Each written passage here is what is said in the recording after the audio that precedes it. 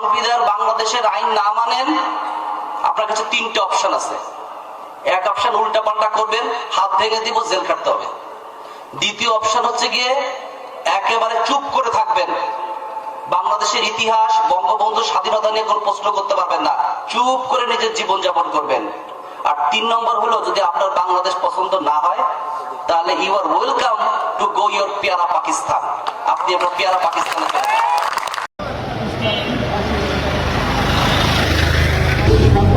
নাম্বারটা দেবেন না?